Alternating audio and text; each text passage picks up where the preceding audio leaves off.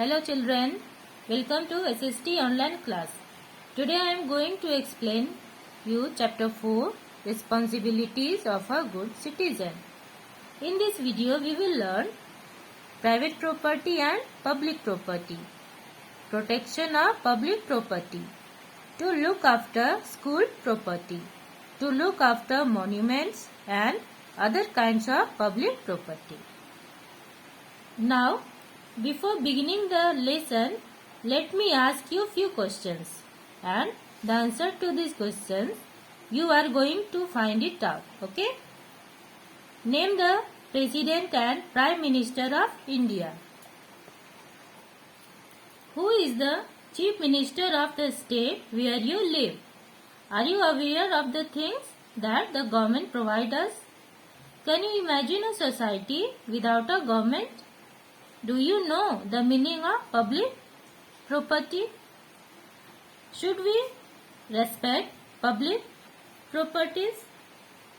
So, you are going to find out the answers to these questions. Okay?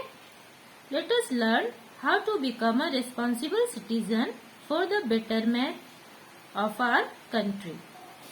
So, let's start our lesson from the topic private property and public property. First of all, we should know what is property. Property. Property is anything that is owned by a person, a group of persons or government. Houses, vehicles, farmlands, historical buildings, trains, post offices are all properties. Now, let's see what are private property. What is private property? Private property is the property owned by individual or a group of individuals. For example, furniture, car, house, land, jewelry are all private property because they are owned by a single individual or a group of individuals. The owner of a private property can exchange, sell or even destroy his property. All belongings like our books, clothes or houses come under private property. Now come to public property. What are public properties? Public property is the property owned by the government. Such property is meant for the welfare of the people. It is available for the public use. All people of country have equal right to use it. Public parks, trains, post offices, roads, public schools, government hospitals are all public property. Since public property is owned by the government can sell, exchange or destroy it. Our next topic is protection of public property. It is one of our fundamental duties to protect public property. We should protect public property as it belongs to the entire nation. If we lose a private property, we alone have to suffer. But if there is a damage to public property, the entire nation suffers. So, it is important to care for public property as it belongs to every one of us. Any harm to public property is a loss to all of us. So, we must learn to care public properties. Now, how can we protect our public property? For example, first is school property. To look after school property. There may be private schools or government schools. A school belongs to all the students and people in the school. Everyone should be careful about school property. Therefore, it is our duty to protect school property. Now, I am going to explain it.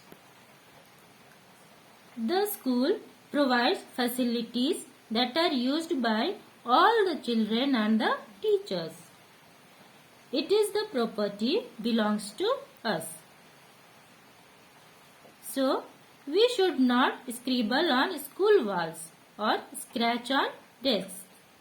Always throw the waste or litter in a dustbin. Switch off the fans and lights of a classroom when not in use. Playground of the school should be kept clean. Thus, we can protect our school, which is a public property. Our next example of public property is monuments. Monuments too belong to all of us. They are the heritage of all Indians. And India has a number of historical monuments. So, monuments and historical buildings are very important to understand about our past. A huge amount of public money is spent to maintain the monuments and historical buildings. For example, Taj Mahal, the Red Fort,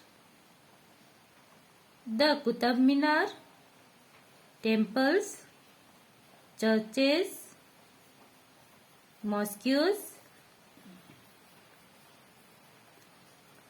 gurudwaras, etc. These monuments were built centuries ago.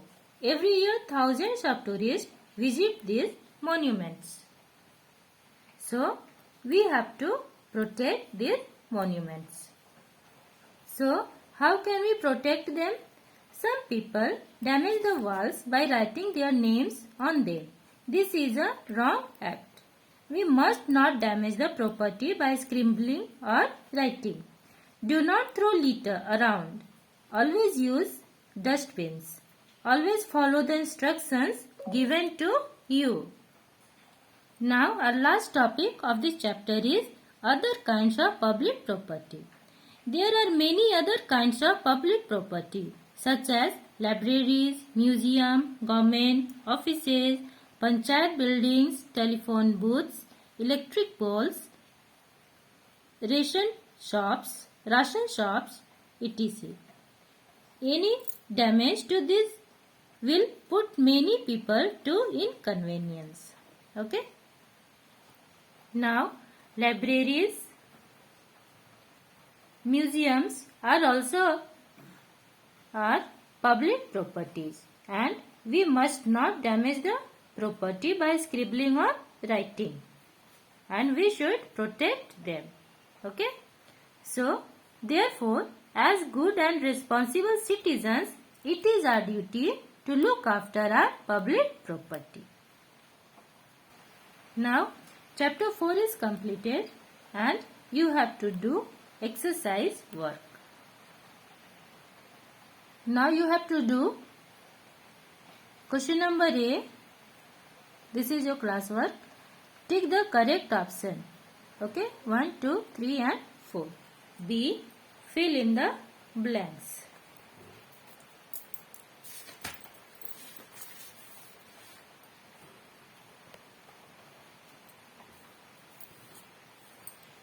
C. Write T4 true and A4 the false statements. And you have to do A, B, these objective questions A, B and C in your book only using pencil. Okay. Thank you. Have a nice day.